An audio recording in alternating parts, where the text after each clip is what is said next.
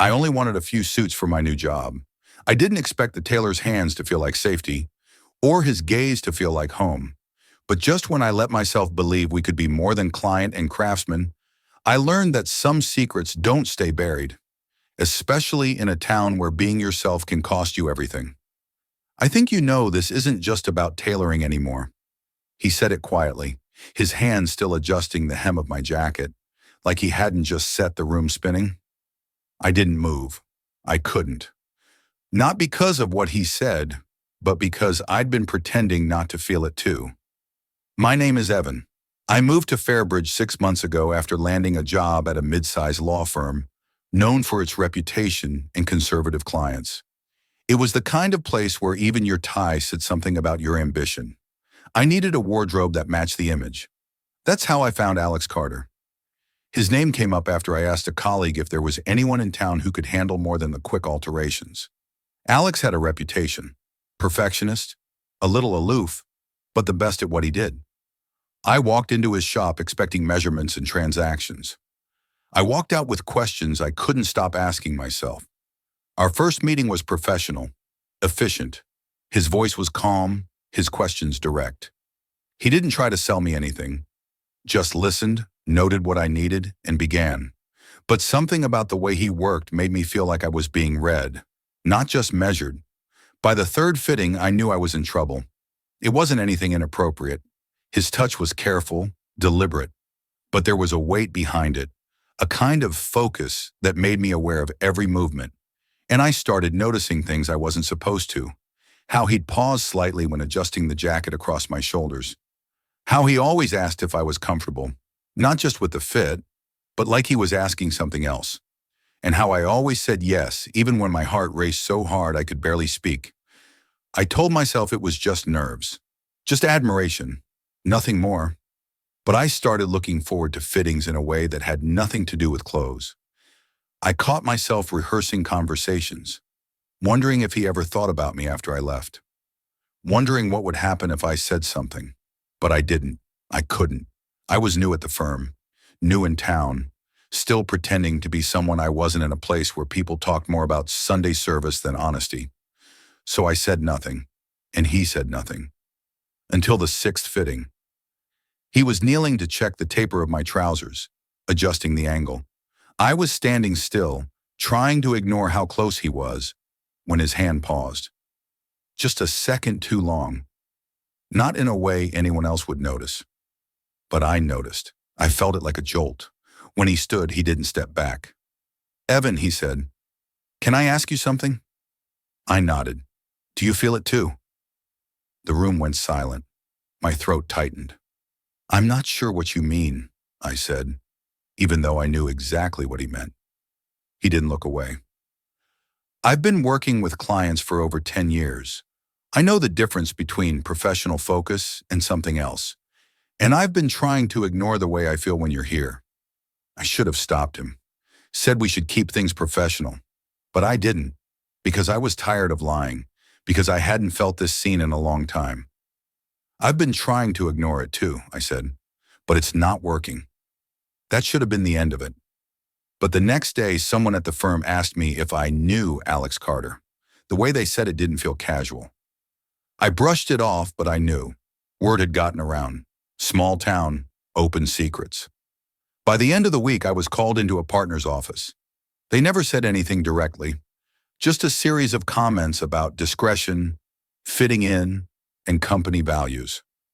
I walked out shaken, not because I was reprimanded, but because I was reminded that even in 2025, the wrong kind of closeness could still cost you. I canceled the next fitting. He texted once, "If you need space, I understand." I stared at the message for an hour and didn't reply. But space didn't fix anything. It just made the silence louder. It made the suits in my closet feel like lies. It made me realize that for the first time in years, I'd felt real, and I'd walked away. I wasn't ready to lose the job, but I was more afraid of losing myself. And Alex? I didn't know if I'd already lost him too. What Evan doesn't know is that Alex has his own reasons for staying silent, and someone else has already decided to make their private moment public. When whispers become threats, The cost of being honest may be higher than either of them imagined. A week passed, then two. I didn't go back to Alex's shop. I told myself I was keeping things professional, that the silence was necessary, but the truth was simpler. I was afraid. Every day at the firm felt more tense. I noticed conversations stopping when I entered rooms. One of the paralegals stopped saying hello. The partner who had spoken to me now avoided eye contact altogether. No one said anything outright, but the shift was clear. I had become a topic. It all came to a head one morning when a junior associate leaned over during a break and muttered, "You might want to be more careful who you're seen with around here." I didn't ask what he meant. I didn't have to. The town was small, people talked, and someone had seen us. Maybe in the shop, maybe leaving the building together. Whatever it was, the suggestion had already been made. Evan Mitchell, rising legal star, might not be as straight-laced as he looked. That night I drove past Alex's shop but didn't stop. The lights were off. The window display had changed, but everything else was the same, except me. I hadn't felt more like a stranger in my own life. Then the text came. Unknown. Number you really think no one's watching? There was a photo attached. It was grainy, taken from across the street, but unmistakable. Me, inside Alex's shop, standing far too close. My stomach dropped. There was no caption, no sender ID, just proof that someone had been paying attention. I deleted the message. Then I blocked the number. Then I sat in the dark for hours wondering how quickly things could unravel. The next day I was pulled into HR. They framed it as a culture alignment conversation. "We value professionalism and discretion," the woman said, eyes unreadable. "We've had some concerns raised about public behavior that could reflect on the firm." Concerns about what? Your personal associations. She didn't have to elaborate. I understood. "Are you telling me it's against policy to be seen at a tailor shop?" Her lips tightened. "We're simply asking you to be mindful." That night I finally called Alex. He picked up on the second ring. "I was starting to think you'd disappeared," he said. "I almost did." There was silence. "I got a message," I said. "A photo of us." "I know," he said quietly. "Someone else got it too." "What?" "One of my clients. He forwarded it to me. Said I should be more careful if I want to keep my reputation intact." I closed my eyes. This is getting worse. "I'm aware." We didn't say anything for a while. Then I asked, "Do you regret what happened between us?" "No," he said, "but I regret not being better prepared for what it would cost." The next day, I overheard two senior partners talking. My name came up. One of them laughed and said, "Well, if he wants to play dress up, maybe he should have chosen a quieter town." That was the moment it stopped being tolerable. I wasn't just a whisper anymore. I was a joke. I drove straight to the shop after work. Alex was at the counter, working on a suit. He looked up when I entered, then straightened, surprised. "I didn't think I'd see you again." "I didn't think I'd want to," I admitted. "But I'm tired of feeling like I owe this town an explanation." He studied me. "So why are you here?" "Because I'm done hiding." He didn't smile, didn't reach for me, just asked, "And what exactly does that mean?" "It means I want to finish what we started, if you still do." He looked away for a second. "This isn't just about feelings anymore, Evan. People are making decisions about my business. I lost 3 clients this week. No explanation, just cancellations. I'm sorry. I don't want your apology. I want to know if you're willing to lose something too, because right now I'm the one paying the price." The words hit hard, because he was right. I'd stayed quiet, discreet, professional, and he was the one suffering for it. "Do you think I'm a coward?" I asked. "No," he said.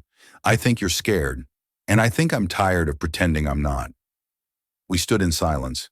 Then I said, "I don't know what happens next, but I know I don't want to keep living like this." "For you, it's a choice," he said, voice low. "For me, it's survival." That was the difference. I could pretend. He couldn't. The moment I left that shop the first time, I chose silence, and that silence was now costing both of us more than we could afford. I reached for the jacket he'd left half-finished on the counter. "Let's finish it," I said. He didn't move. "I'm not just talking about the suit," I added. Finally, he nodded. But neither of us said what we were both thinking. This wasn't over. It was just getting started. When an anonymous post hits the firm's internal forum, Evan's career hangs by a thread. And as Alex faces mounting pressure from conservative clients, both men are forced to confront the price of honesty in a world that punishes difference. The internal forum wasn't meant for gossip. It was supposed to be a space for team updates, upcoming deadlines, resource sharing. But one morning there it was, a post under an anonymous account. Our firm holds high standards for public image. Some of us wonder if certain employees should be more mindful of who they spend time with, and how publicly. There were no names, but the message was clear. Attached was a second version of the photo I'd already received. A closer crop, better quality. The caption read, "Is this the image we want to represent us?" It was up for 12 minutes. That was enough. By the time I walked into the office, people were already avoiding eye contact again. But this time, there was something harder behind their silence. Judgment. At noon, I was called into a partner meeting. "We're not here to discuss your personal life," one of them said without irony, "but we can't ignore the distractions it's causing." "What distractions?" I asked, keeping my voice calm. "There's division in the team. Clients have raised concerns about representation. You've become polarizing." I wanted to laugh. I wanted to ask how a photo of me standing in a tailor shop had the power to dismantle years of work and performance, but I said nothing. They gave me a choice: step back quietly, or be reassigned to desk work while things settled down. I asked for time to consider. They gave me until the end of the week. That night I went to Alex's place. He let me in without a word. "Did you see the post?" I asked. He nodded. "One of my clients sent it. Said he thought I should know how far it's gone." "Are you okay?" He shrugged. "I've lost 5 more appointments this week. People say they're busy, that they'll reschedule, but they won't." I sat down, suddenly exhausted. I think I'm going to lose the job. Because of me? Because of a picture? Because of assumptions? Because people would rather protect the illusion of professionalism than confront their own bias. He leaned against the wall, arms folded. "You could deny everything. Say we're just friends. Say it was taken out of context. I'm done lying." That surprised him. He sat across from me. "You're sure?" "No," I admitted, "but I'm more sure that I can't go back to pretending. I'm tired of being half a person." Alex looked away. "What is it?" He hesitated, then said, "You've had the option of hiding." "I never did. You still have something to lose." "I've already lost most of it." He wasn't accusing me, just stating the truth. One I hadn't wanted to face. I'd spent weeks avoiding risk. Alex had been living it. "I'm not here to ask you to fix it," I said. "I'm here to ask if you still want to be part of it." He looked up. "Why would I say yes to more damage?" "Because I don't think this is damage. I think it's the start of something honest." There was a long pause. Then he said, "Honesty doesn't always make things better." "No," I agreed, "but it makes things real." The next morning, I sent an email to the firm. "I will not resign quietly. I have done nothing unethical. If my presence makes you uncomfortable, the issue isn't me. It's your expectations." I attached a statement for HR. I copied the managing partner. Then I packed my things. By noon, I was gone. The backlash started quickly. Calls from former classmates, messages from people I barely knew. Some supportive, most not. But what hit hardest wasn't the firm or the town. It was my family. My mother called that night. She didn't mention the job. She didn't ask how I was doing. She only said, "Your father's embarrassed. You've made this very public." "I didn't make it public," I said. "Someone else did. You should have known better." The line went quiet before she added, "We need time," and then she hung up. Alex found me later, sitting in his shop after closing. I hadn't realized I was crying until he handed me a glass of water and sat beside me. "They'll come around," he said. "I don't know if I want them to." We sat in silence. Then he said, "You did something brave today." "It doesn't feel brave. It feels like starting over." He looked at me. Sometimes that's the bravest thing. With Evan's career in ruins and Alex's reputation unraveling, they try to rebuild. But when an unexpected offer forces Evan to choose between security and love, everything they fought for is put to the test. I didn't expect another job offer to come so soon. It came from a firm in Chicago. One of the partners had heard what happened and admired my courage. That's how he put it. "There's room here for someone like you," he wrote. But he also said this: "You'll need to rebuild your image. Separate the personal from the professional." It was a lifeline, a clean slate, and a warning. I stared at the email for hours. Alex and I had spent the last 2 weeks figuring out how to exist outside the noise. We ate dinners in silence sometimes. Other times we argued. Not about each other, but about everything else. About people who had never looked us in the eye but had no problem judging from a distance. About how quickly trust disappeared when truth appeared. We hadn't labeled what we were. We hadn't had time. That night I read the email out loud. Alex listened without interrupting. When I finished, he said only one word. "And? It's a good opportunity." He nodded slowly. "Sounds like it."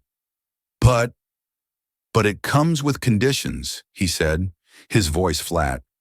"They didn't say I can't be out, just that I should keep things professional." Alex looked at me hard. "That's what they all say." "I just got pushed out of a job, Alex. I need to work. I need stability." He stood up, walking toward the back room. "Where are you going?" "I can't listen to this right now." I followed him. "You think I'm selling out?" "I think you're tired," he said, not turning around. "I think you're scared. And I think you're about to walk into a quieter version of the same trap you just escaped." "I'm trying to survive." "So am I," he snapped, turning now. "Except I can't run. This is my business, my name, my life. You leave, and I deal with the whispers again. Alone." I looked at him, really looked at him, and for the first time, I saw the weight I'd put on his shoulders. "I didn't ask you to carry any of this," I said. "No," he replied, "but I did. Because I thought we were building something." That night, I didn't sleep. I read the offer again. It came with a signing bonus, temporary housing, a structured path to partnership. All it asked in return was silence. The next morning, I started writing my response. Then I stopped. Then I deleted it. I walked to the shop. The door was unlocked, but the lights were off. Alex was sitting at his work table, surrounded by unfinished suits. "I'm not taking it," I said. He didn't move. "Why not?" "Because I don't want to rebuild something fake. I don't want to go back into a box just because it's polished and pays well." He didn't look at me, just said, "Are you sure?" "No," I admitted, "but I know I'd rather build something small and real than big and hollow." Finally, he looked up. "I was going to tell you something before you got that offer," he said. "I applied for a grant to start a second location in a bigger city." "Why didn't you tell me?" "Because I didn't know if you were staying." We were both quiet for a moment. Then I asked, "Is there still room for me in that plan?" He smiled. Not big, not showy, just enough to answer the question. We started small, quietly, a shared calendar, a budget board on the wall, conversations about fabrics and logistics and people. Not everything was easy. Some clients never came back. A few friends disappeared without a word, but others showed up. Allies we hadn't expected. People who saw us for who we were and respected us for standing in it. The suits were still important. The details mattered. But now they came with a story. "This one," Alex would say to a client, lifting a finished piece, "it was built with someone I trust." One evening we were locking up when he turned to me. "You really gave it all up for this?" I looked around. The quiet, the fight, the mess, the freedom. "I gave it all up to stop pretending," I said. He reached for my hand. "Worth it?" I didn't hesitate. Every second. As they prepare to launch their second location, Evan's family makes unexpected contact, and a public spotlight forces them to decide: keep living in quiet truth, or speak out and risk everything again. The invitation came from the city council. A community event, small business panel, open to the public. They wanted someone to speak about resilience, adaptation, and building trust with clients. Alex was hesitant. "It's not our style," he said, "but I saw it differently." "We've been trying to avoid attention," I said. "Maybe it's time we stop hiding even from the good kind." He agreed, reluctantly. The event wasn't huge, but the room was full. Local entrepreneurs, a few city officials, a journalist from a regional paper. We weren't headliners, just a part of the lineup. Our turn came late in the program. Alex spoke first. His voice was steady, calm. He talked about craftsmanship, listening to clients, and the quiet satisfaction of good work. Then he paused. He looked at me, then back at the room. "But we also learned something else," he said, "that trust isn't just about fabric or measurements. It's about people." He didn't say more. He didn't have to. I stepped up next. I hadn't planned a speech, but I spoke anyway. I used to think professionalism meant silence, that I had to separate who I was from what I did. But the truth is, people know when you're not being honest, with them or with yourself. A few people shifted in their seats. Others leaned in. I lost a job because I stopped hiding. I don't regret it, because what I found instead was something real. A life built on truth, not appearances. Applause came slowly. Not loud, not fast, but it was real. Later that evening, as we packed up, a woman approached us. She looked familiar. "Evan?" My heart skipped. "Mom?" She nodded. "I came to listen," she said quietly. "I wasn't ready before." Alex stepped back, giving us space. "I read what they wrote about you," she continued. "At first I thought it would pass. Then I thought you'd come home and make it go away. But tonight, I saw how you looked when you talked." She hesitated. "I think I understand now. You weren't trying to prove anything. You were just trying to live." I swallowed hard. "Is Dad here?" "Number. He's still figuring it out." I nodded. "That's okay." She looked toward Alex. "Is he the one who helped you through it?" I glanced at him. He was pretending not to listen, but he wasn't doing a very good job. "He's the one who stayed when it got hard," I said. "And he's the one who told me I was enough, even when I wasn't sure I was." She gave the smallest smile. "Then I'm glad you found each other." It wasn't forgiveness, not completely, but it was a beginning. 2 months later, we opened the second location, a small space in a creative district, somewhere people cared more about expression than conformity. We started offering workshops, teaching tailoring fundamentals, but also storytelling through style. Clients came not just for fit, but for freedom. One afternoon, a student asked Alex, "What's the most important thing you've learned about this business?" He didn't hesitate. "Don't confuse precision with distance. Care deeply, even when it's not easy." When the student turned to me, I said, "Perfect fit happens when you feel seen in what you wear. And that only happens when someone's willing to really look." The regional article about our business came out a few weeks later. The headline read, "Craft, Courage, and the Thread Between Them." It told the full story. The firm, the fallout, the choice to start again. It should have made us nervous. Instead, it made us proud. Alex framed the article and hung it in the back of the shop, not for the clients, for us, because we knew how much it had cost to get here, and we knew we'd do it again. Sometimes the hardest thing isn't losing a job, a title, or people's approval. It's facing the fear that you'll never be accepted for who you are. But the truth is, acceptance starts with you. When you stop hiding, when you speak your truth, you might lose people, but you'll find yourself, and sometimes you'll find love too. Not despite the risk, but because you took it.